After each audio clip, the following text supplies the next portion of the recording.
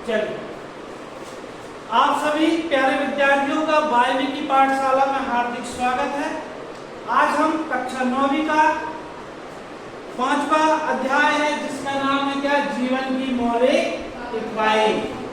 ठीक है, इसके बारे में अध्ययन करेंगे। ओके, तो सबसे पहले हम देखते हैं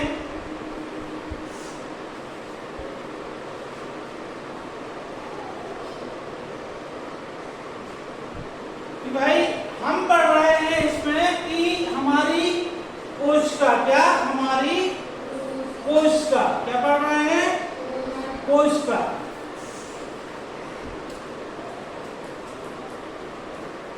कोशिका, कोशिका के बारे में जो जीवन की मौलिक इकाई, इस पाठ में सबसे पहले हम प्रारंभ करेंगे कि कोशिका होती क्या है।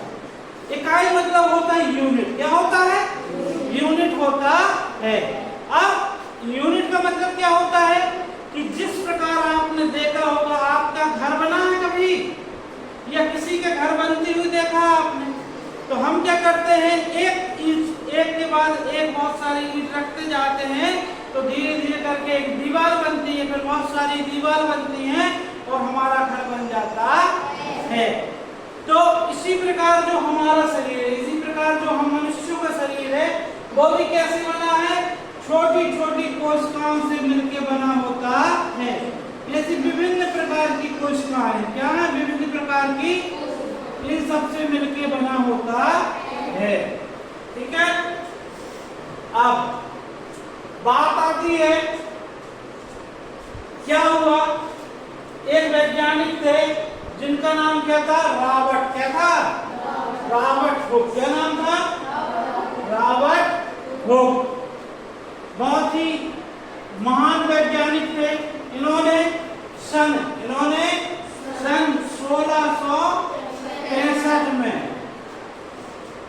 1600 में स्वयं निर्मित, मतलब खुद से बनाया गया। स्वयं निर्मित का मतलब क्या होता है, या स्वयं से बनाया गया। क्या था, माइक्रोस्कोप आने सूक्ष्मदर्शी, क्या था, माइक्रोस्कोप आने सूक्ष्मदर्शी से देखा था। क्या किया था, देखा था। क्या देखा था, क्या देखा था, कोशिका को। किसको,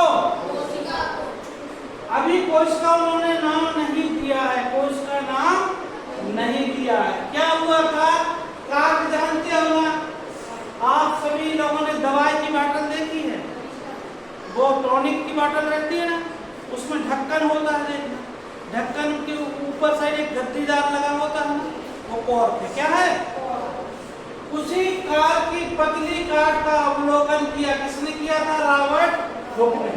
उन्होंने पाया कि इसमें अनेक छोटे छोटे प्रकोष्ठ होते हैं। प्रकोष्ठ मतलब होता खंड, क्या होता है, खंड होते हैं, जिनकी संरचना मधुमक्खी के, किसके साथ, मधुमक्खी के छत्ते जैसी प्रतीत होती है। कार्क एक पदार्थ है जो कहां से मिलता है बच्चे, वृक्ष की छाल से प्राप्त होता है। और सन 1965 में हुक ने इसे स्वयं निर्मित सूक्ष्मदर्शी से देखा था, और रॉबर्ट हुक ने इन प्रकोष्ठों को कोशिका कहा। किसने कहा था, रॉबर्ट हुक ने इन प्रकोष्ठों को क्या बोला, कोशिका बोला। ठीक है, लैटिन भाषा में जिसका अर्थ होता है छोटा कमरा। क्या होता है, भाई घर ईंटों से बनता है, फिर एक घर में कई सारे छोटे छोटे कमरे होते हैं ना, फिर उस सबको मिला के हम क्या बोलते हैं, कमरा। कि भाई एक कमरा ईंटों से बना, फिर बहुत सारे कमरे बने, पूरे मिला के घर कहते हैं। ओके, तो आप कह सकते हैं, आप कह सकते हैं, क्या कह सकते हैं, आप कह सकते हैं कि कोशिका की खोज, किसकी, कोशिका की, किसकी खोज,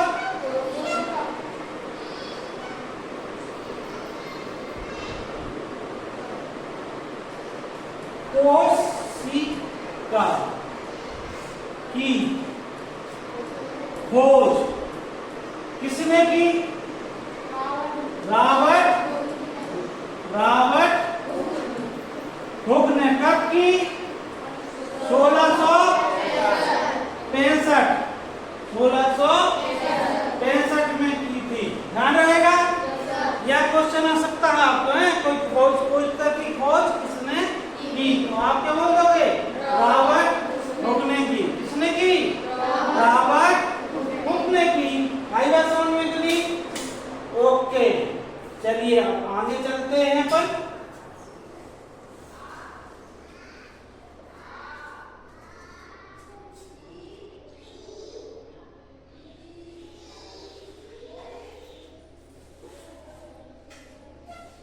तो यह जो खोज थी कोशिका की, वो हमारी जीव विज्ञान में या विज्ञान की दुनिया में एक बहुत महत्वपूर्ण खोज थी। विज्ञान के इतिहास में क्या थी यह खोज? एक महत्वपूर्ण खोज थी। यह एक बहुत ही महत्वपूर्ण घटना है। इस प्रकार सबसे पहले हुक ने देखा कि सजीवों में अलग अलग एकलक होते हैं। इन एकलकों का वर्णन करने के लिए जीव विज्ञान में कोशिका शब्द का उपयोग किया गया, जो आज तक किया जाता है। आइए कोशिका के विषय में और जानकारी प्राप्त करते हैं। देखिए बच्चों, सजीव बहुत अच्छा टॉपिक है कि सजीव किससे बने होते हैं। सजीव किससे बने होते हैं? तो हम कह सकते हैं कि छोटी छोटी कोशिकाएं मिलकर क्या बनाती हैं? ऊतक। मतलब सजीव की जो यूनिट है वो क्या है? कोशिका है। क्या है? तो सजीव किसके बने होते हैं? कोशिका के बने होते हैं। किसके बने होते हैं? कोशिका के बने होते हैं। आई बात समझ में? सजीव किसके बने होते हैं? कोशिका के बने होते हैं। बोल सकते हो कि नहीं बोल सकते हो? इसके लिए एक बहुत अच्छा उदाहरण, आपने कभी प्याज खाई है? सब लोगों ने खाई होगी। भारत में कोई ऐसा घर नहीं होगा जो प्याज नहीं खाया होगा। तो कई बार हम छोटे बच्चे थे या अभी भी क्या होता है, जब प्याज रखी रहती है हमारी थाली में, प्लेट में आती है ना सलाद के साथ, तो उससे हम ऐसी पन्नी से छील लेते हैं ना। उस पन्नी को आपने कभी देखा है? देखा है ना? कैसी दिखती है वो? लगभग आपको इस प्रकार दिखती होगी। मान लो जो प्याज की वो छिलका है पन्नी टाइप की पतली वाली, तो वो देखना, उसमें देखे होंगे आप लोगों ने, इस प्रकार खंड बने होते हैं ना? क्या नहीं होते हैं? बताओ, अनुभव किया आप लोगों ने? देखा है ना? इस प्रकार के खंड बने होते हैं कि नहीं होते हैं? इस प्रकार के बने होते हैं। किसमें बने होते हैं? प्याज में। किसमें होते हैं? प्याज में बने होते हैं। इन्हीं खंडों को तो, या इन्हीं जो कोष्ठक है, इन्हीं को तो हम क्या बोल रहे हैं? कोशिका। क्या बोल रहे हैं? जब इनको सूक्ष्मदर्शी के नीचे रखोगे, मतलब माइक्रोस्कोप के नीचे रख के आप देखोगे, तो इसमें एक केंद्रक हल्का सा दिखाई देगा। इन्हीं को तो हम क्या कहेंगे? इन्हीं को हम क्या बोलेंगे? कोशिका। अब सजीव मतलब सब जीव, वो किससे बने होते हैं? सजीव कोशिका से निर्मित होते हैं।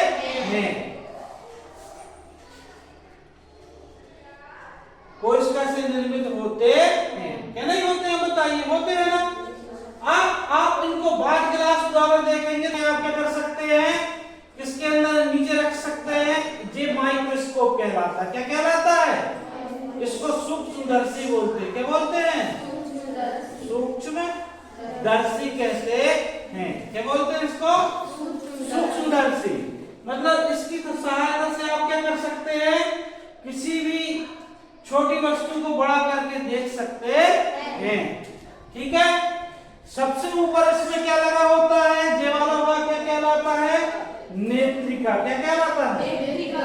नेत्रिका लेंस होता है। यहाँ पर एक होता है ना, ये नेत्र का लेंस है। जे देह नलिका, मतलब देह मतलब इसकी जो बॉडी होती है ना, उसको बॉडी यानी देह होता है, बॉडी यानी देह, मतलब यहाँ से जब हम नेत्र देखेंगे तो यहाँ से पूरी एक नलिका होती है, और यहाँ पर जो लगे हैं ना, ये अलग लेंस है। ये क्या है? ये अभिदर्शक लेंस कहलाते हैं। क्या कहलाते हैं? और ये वाला जो भाग होता है इसको क्या बोलते हैं हम? भुजा। क्या बोलते हैं? भुजा कहते हैं। सूक्ष्म समायोजन, समायोजन का मतलब जैसे एडजस्ट करना, ऊपर नीचे करना, इनकी सहायता से कर सकते हैं। प्रारंभिक समायोजन हम इसकी सहायता से कर सकते हैं। यहां पर क्या है? यहां पर हम अपनी एक स्लाइड रखते हैं। क्या रखते हैं? स्लाइड इस प्रकार रख लेते हैं। इसको क्या बोलते हैं?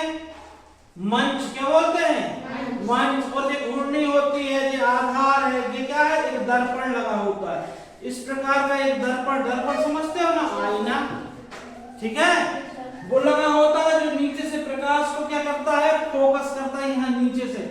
इसके बीच में एक छिद्र भी होता है ना, जो माइक्रोस्कोप में हम देख सकते हैं। किसको देख सकते हो आप? किसी भी स्लाइड को, है ना। तो प्याज की झिल्ली की कोशिका जो बनी है ना, जो बनी है जैसे मैंने बनाया था, लगभग वही है। आपने क्या देखा? क्या आपने जो संरचना सूक्ष्मदर्शी द्वारा देखते हैं उसे कागज पर खींच सकते हैं? हाँ, खींच सकते। क्यों नहीं खींच सकते हैं? और यह संरचना क्या आपको इसी चित्र के जैसे दिखाई देगी? इसी के जैसे दिखाई देगी। देखिए ना, ये केंद्रक है। क्या है? केंद्रक है। केंद्रक, ये वाले भाग केंद्रक दिख रहा है, देखो ये केंद्रक। ये इसकी क्या है? कोशिकाएं हैं। कोशिका झिल्ली भी कहते हैं। क्या बोलते हैं? अब वो धीरे धीरे हम पढ़ेंगे तो इसके पूरे अंगों के नाम भी आपको धीरे धीरे पता चल जाएंगे। इस टाइप से देखो, ये एक दूसरे जुड़ी हुई है ना, इस प्रकार की आपको आंखों में दिखाई देगी। ये केंद्रक है। क्या है सब? ये भी केंद्रक है। क्या है? केंद्रक। क्या है? ठीक है, ओके। चलिए आगे देखते हैं। इतना समझ में आया कि नहीं आया? अब इससे कह सकते हैं कि हमारा शरीर कैसे बना है? छोटी छोटी कोशिकाओं से निर्मित हुआ है। संरचनाएं क्या है? ये सभी संरचनाएं एक जैसी दिखाई देती हैं। दिखाई देती कि नहीं देती है? बताइए। देखती है ना? कैसी दिखाई देती है? एक जैसी या एक समान दिखाई देती हैं। ये सभी मिलकर एक बड़ी संरचना यानी सल्ककंद। सल्ककंद समझते हो ना? प्याज देखा हो ना, वो कंद है। क्या है? सल्ककंद। सल्क यानी जो पत्ते मतलब ऐसे बिखर जाता, अलग अलग उसका निकल जाता। जैसे प्याज। इस क्रियाकलाप से हमें पता चलता है कि विभिन्न आकार के प्याजों में सूक्ष्मदर्शी द्वारा देखने पर एक जैसी संरचना दिखाई देती। भाई चाहे एक प्याज से देखो या तुम 10 प्याज ले आओ, 100 प्याज ले आओ, घनसौर की प्याज ले आओ, या जौनपुर से ले लो या कहीं और से ले लो, दुनिया में कहीं भी से प्याज लाओगे उसकी संरचना लगभग एक जैसी ही होगी। एक जैसी होती है। ऐसा नहीं होता है कि इंडिया की प्याज में अलग कोशिका है और अमेरिका की प्याज में अलग कोशिका। मतलब कह सकते हैं कि जो प्याज बनी होती है वो एक ही प्रकार की कोशिकाओं से निर्मित होती है। हमें पता चलता प्रश्न हो गया ये ना। प्याज की झिल्ली की कोशिकाएं एक समान होती है। कैसी होती है? एक समान। प्याज के आकार से इनका कोई संबंध नहीं होता। अब ऐसा नहीं कि उनका बड़ी प्याज पक गई, इतनी बड़ी 1 किलो की प्याज पक गई तो उसमें अलग प्रकार की कोशिका हो जाएंगी। नहीं, मान लो छोटी प्याज हो चाहे बड़ी प्याज हो, चाहे इंडिया की प्याज हो, चाहे चीन की प्याज हो, चाहे अमेरिका की प्याज हो, वो सब एक समान कोशिकाओं से निर्मित होती हैं।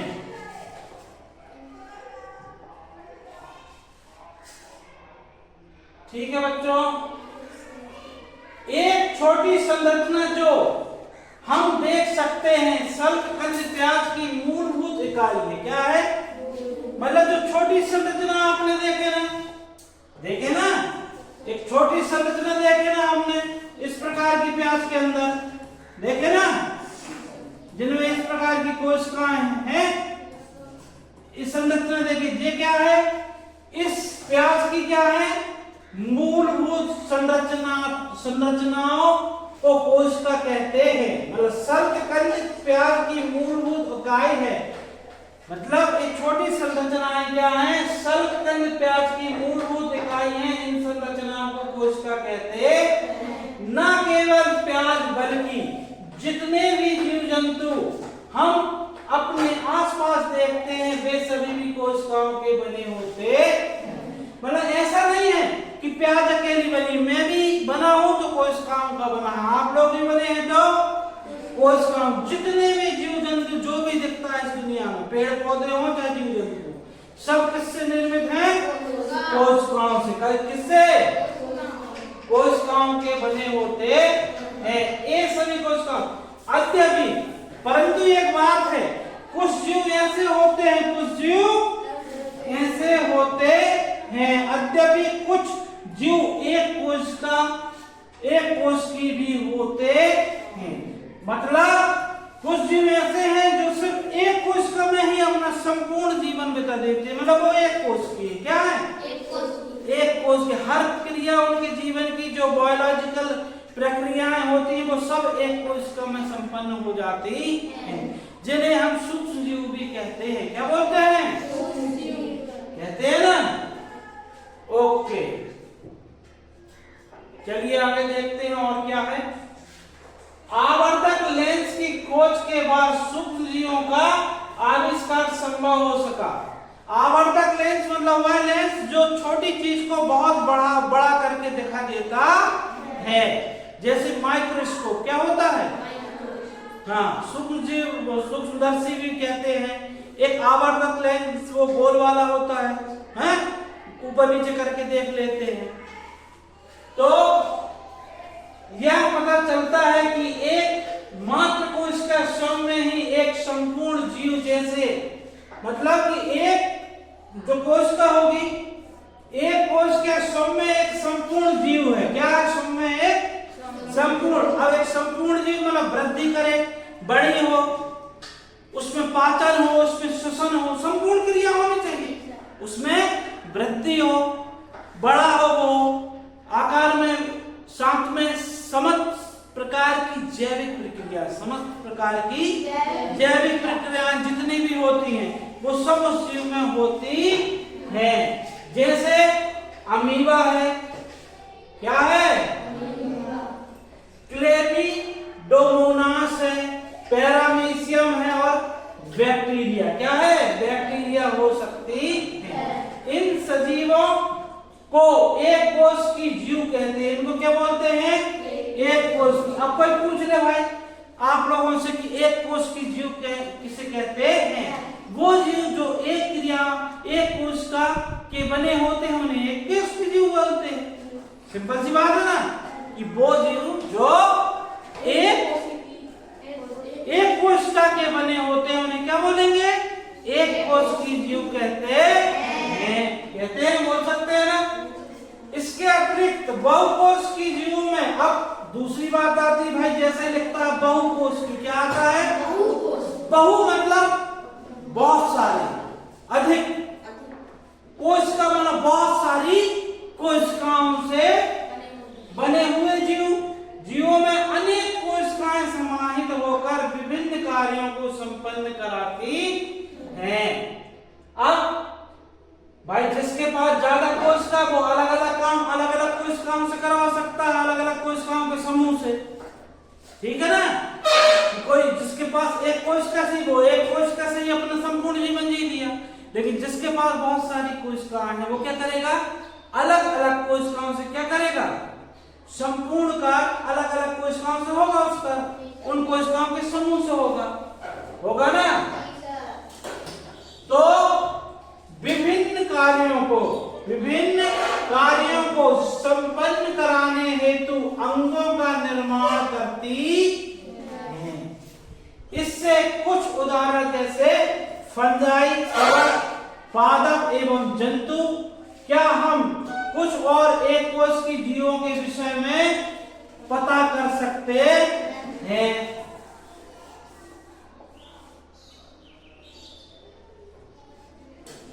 पता कर सकते हैं। प्रत्येक बहुकोष की जीव एक कोशिका से ही विकसित हुआ है। कैसे? कोशिका विभाजित होकर। अच्छा, ये एक बड़ी महत्वपूर्ण बात है कि भाई कोई भी बहुकोष की जीव हो जिसमें करोड़ों अरबों खरबों कोशिकाएं पाई जाती हैं, वो ऐसा तो नहीं है कि एक ही कोशिका से आया, मतलब बहुत सारी कोशिकाएं एकदम से मिल गई। नहीं, एक कोशिका होती है, उसका क्या होता है? एक कोशिका का क्या होगा? कोशिका विभाजन। क्या होगा?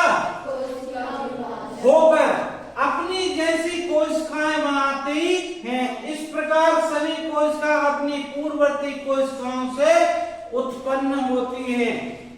पूर्ववर्ती कोशिकाओं से उत्पन्न होती है। जीवन की मौलिक इकाई, जीवन की इसलिए हम कोशिका को क्या बोल सकते हैं? कोशिका को क्या बोल सकते हैं? बताइए।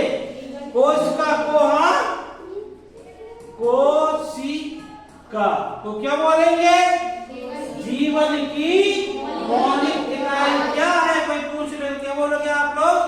कोशिका है। क्या है? बन जाएगा ना? कोई डाउट? ओके, चलिए आगे बढ़ते हैं। तो कोशिका की इस कहानी में आपको अच्छा लग रहा है पढ़ने में कि नहीं? लग रहा है ना? यहाँ कुछ और भी इंफॉर्मेशन दी गई है, इसको देख लेते हैं अपन। ठीक है, तो वही अभी अपन ने पढ़े, थोड़ी देर पहले पढ़े हैं। क्या पढ़े कि कोशिका की सबसे पहले खोज किसने की बच्चों? रॉबर्ट हुक ने। कब की? 1600। कोशिका को काट के चलो सुंदरसी से देखा। अच्छा, दूसरी बात देखना, एक नाम आता है ल्यूवेनहक। क्या आता है? 1674 में। अब हमारे रॉबर्ट हुक ने कोशिका की खोज तो की है, लेकिन उन्होंने किसमें देखा था? काक में। किसमें देखा था? लेकिन हमारे ल्यूवेनहक 1674 ने सबसे पहले उन्नत माइक्रोस्कोप से तालाब के जल में स्वतंत्र रूप से जीवित कोशिकाओं का पता लगाया। तो यह कह सकते हैं, क्या कह सकते हैं कि जीवित कोशिका का किसका? कि जीवित कोशिका का किसका? जीवित कोशिका का सबसे पहले किसने पता लगाया? किसने पता लगाया? तो क्या लिख सकते हो आप? ल्यूवेनहक।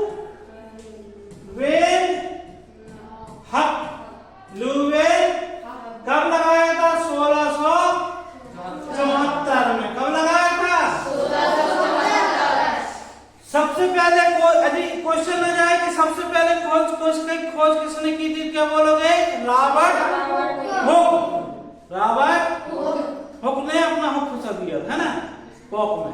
कहां खोज की थी? कॉक में की थी, कॉक से की थी। ठीक है, जो मधुमक्खी के छत्ते के आकार के दिखे थे। लेकिन सबसे पहले जीवित कोशिका की खोज किसने की थी?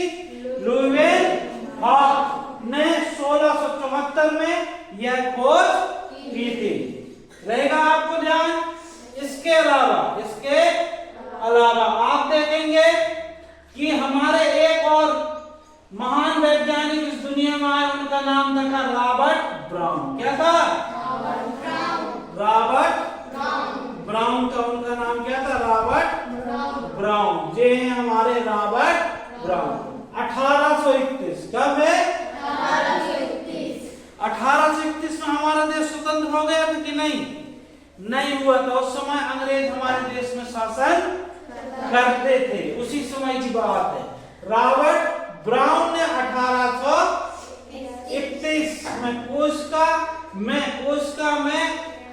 कारक का पता लगाया, मतलब केंद्रक की खोज किसने की है? रॉबर्ट ब्राउन ने। फिर J.E. पुरकुंजे एक नए वैज्ञानिक आ गए। कौन आ गए? नए वैज्ञानिक J.E. पुरकुंजे। J.E. पुरकुंजे ने 1839 में कोशिका में स्थित तरल जैविक पदार्थ जिसे जीव द्रव का नाम दिया, मतलब जीव द्रव की खोज किसने की है? J.E. पुरकुंजे ने। J.E. पुरकुंजे ने किसकी खोज की? जीव द्रव की।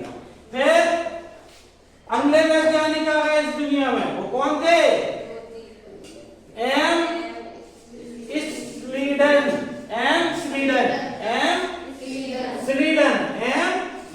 स्लीडन ने, क्या बोलोगे? एम स्लीडन ने 1838 एवं 1839 एम स्लीडन एवं 1838 और 1839 ने कोश का सिद्धांत दिया। क्या दिया? सिद्धांत के विषय में बताया। इस सिद्धांत के अनुसार सभी जीव, क्या सिद्धांत? सभी जीव मतलब पौधे तथा जंतु कोशिकाओं से बने होते हैं और वे जीवन की मूलभूत इकाई है। और जीवन की मूलभूत इकाई है। यह बात किसने बताई हमें? स्लीडन एवं स्वान। स्लीडन एवं स्वान ने यह बात बताई कि सभी जीव, चाहे जीव पौधे हो चाहे जंतु हो, सभी कोशिकाओं के बने होते, इसे ही जीवन की मूलभूत इकाई कहते हैं। यह शब्द इन्होंने बताया। ठीक है। फिर आते हैं फिर आते हैं बिरचो 1855 कोश का सिद्धांत। 1855 में इन्होंने क्या किया? कोश का सिद्धांत को और आगे बढ़ाया और इन्होंने बताया कि सभी कोशिकाएं पूर्ववर्ती कोशिकाओं से बनी होती हैं। हमारे जो क्या है विर्चु महोदय हैं, इन्होंने क्या बोला? इसी कोश का सिद्धांत को क्या किया? आगे बढ़ाया। इसके पहले हमारे स्लीडन ने क्या किया था कि सभी जीव क्या है, चाहे पौधे हो चाहे जंतु, को कोशिकाओं के बने होते या जीवन की मूलभूत इकाई। यह शब्द किसने बोला था? उन लोगों ने बोला था। लेकिन बिरचु महोदय क्या बोलते हैं हमारे कि इसी कोश के सिद्धांत को आगे बढ़ाया और क्या बोला इन्होंने कि सभी, क्या बोला? कि सभी कोशिकाएं पूर्ववर्ती कोशिकाओं की बनी होती हैं।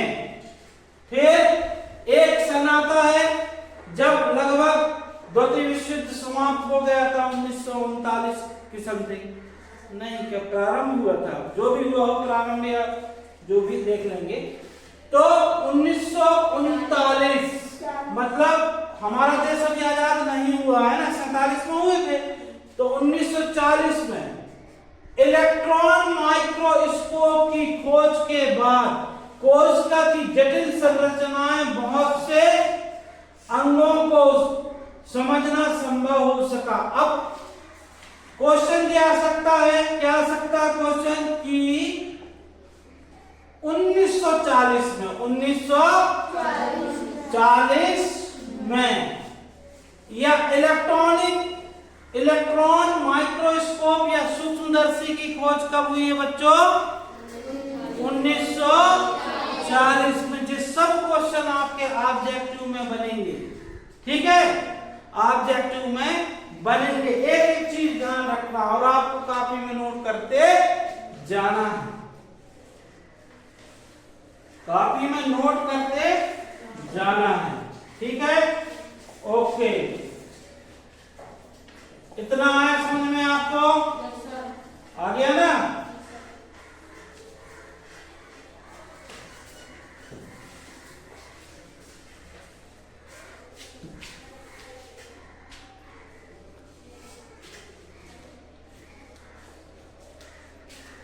चलिए थोड़ा और हम देख लेते हैं। क्रियाकलाप 5.2 दिया गया है यहाँ पर, इसको थोड़ा हम देख लेते हैं। हम पत्ती की झिल्ली और प्याज की मूलाग्र अथवा विभिन्न आकार की प्याजों की झिल्ली के अस्थायी स्लाइड बना सकते हैं उपरोक्त ग्राफ के बाद आप निम्नलिखित प्रश्नों का उत्तर दीजिए। ये काम करने के बाद इन क्वेश्चनों का आंसर आपको देना है ना। क्वेश्चन क्या है? क्या सभी को इस काम